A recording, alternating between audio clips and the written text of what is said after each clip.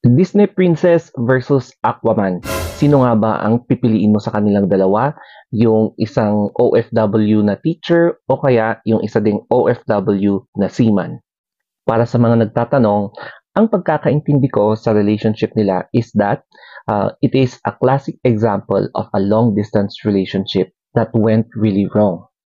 Pero sa totoo lang, marami din namang ganitong klaseng exact scenario ang nangyayari dito sa buong mundo, lalong-lalo na sa mga OFWs natin. Kaya lang, nag-grew out of proportion kasi sa sitwasyon ni Aquaman tsaka ni Disney Princess kasi meron ng social media kasi. And lalong-lalo na, digital creator ang Disney Princess. Kaya talagang kumalat sa social media. Dito na tayo sa side of the story. So, there are three sides, yung side A, side B, and side C. So, unahin natin yung side ni Disney Princess. So, na-mention niya na a relationship will no